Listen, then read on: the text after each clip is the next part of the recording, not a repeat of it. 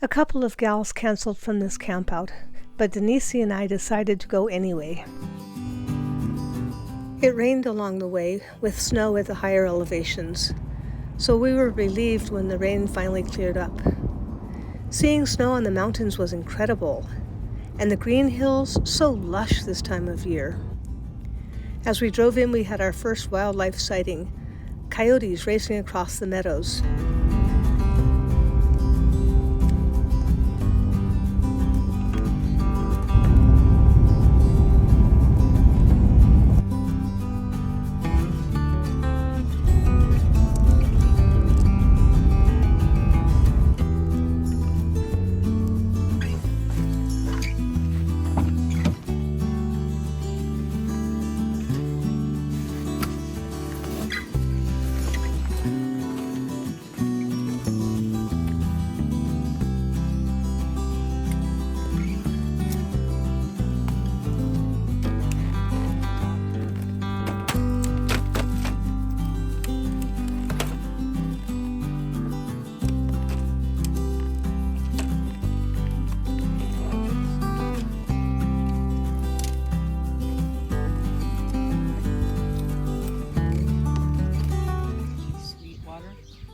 Yeah, how's that?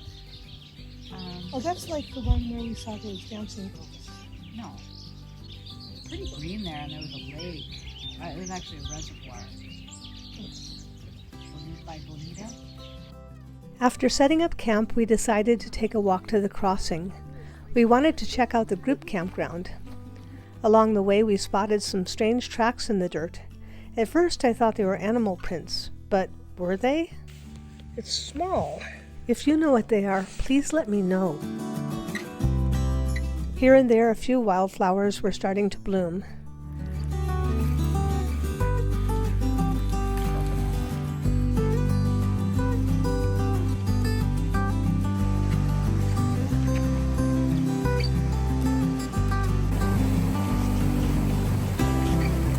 The group campground looked like a great spot for tent camping. And as we were looking around, Denisey spotted tule elk in the distance.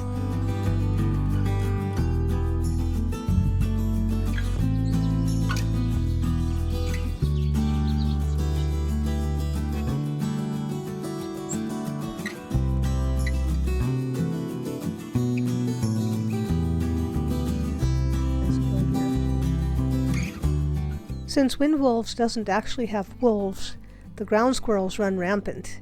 They kept trying to climb into my engine, so I propped the hood open again. The next morning, we set off on a hike up the San Emigdio Canyon Trail. Cattle dotted the hillsides as we walked, and we spotted even more wildflowers along the way. Oh yeah!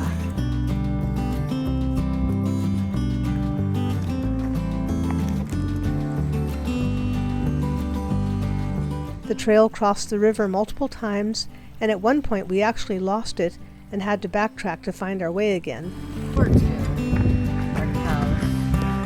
At one point we had a little debate. Were those dark spots on the hillsides boulders or cows?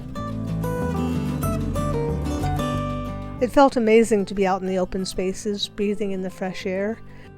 The hills were so brilliantly green. This place is magical in the spring.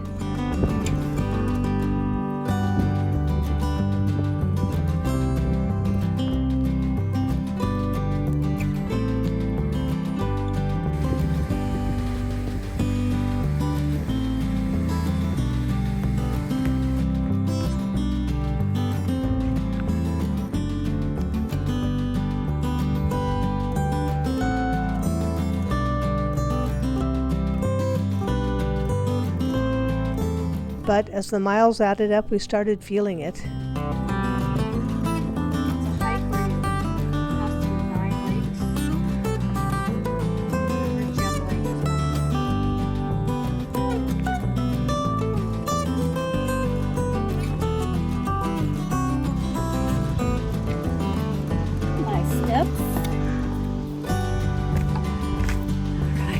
Another coyote wandered across the field, completely unbothered by us.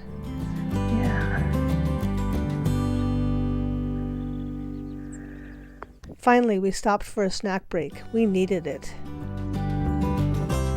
The next stretch of the hike had a steep elevation gain.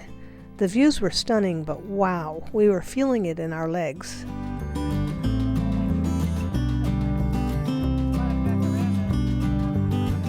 Step by step, we climbed higher. The trail was steep. You can see just how much of an incline we had to tackle.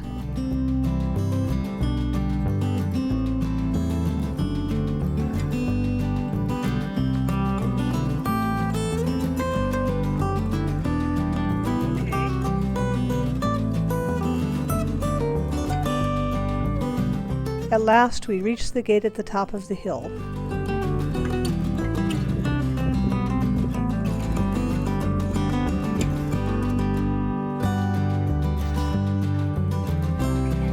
Off in the distance, we could see where the reflection pond would be.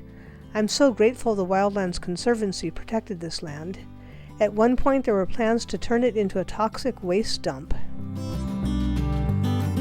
Denisey was completely spent, so I left her resting and continued on alone.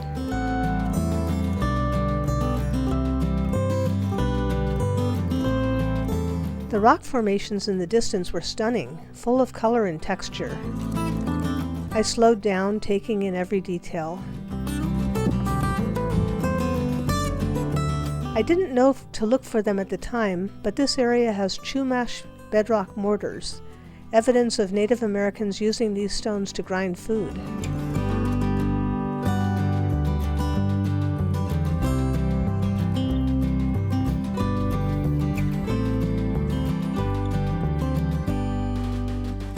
The reflection pond was lush and green, but I didn't see any standing water.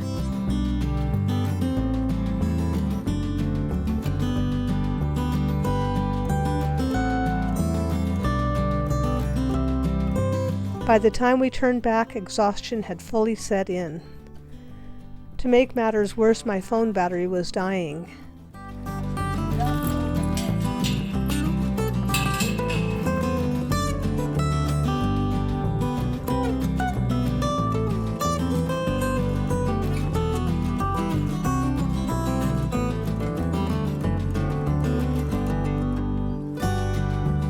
When we finally passed the 3-mile mark on our return, it felt like a small victory, but we still had a long way to go. When we finally made it back to camp, we collapsed. The next morning we were so sore. We tried the Wildflower loop, hoping to see more blooms, but nothing was in bloom there. Later in the afternoon, we attempted the Red Trail Hawk Loop. An easy trail, but after the previous day's hike, even this one felt like work. One white one. At least the cattle kept things entertaining. Denisey even decided to insult the cows.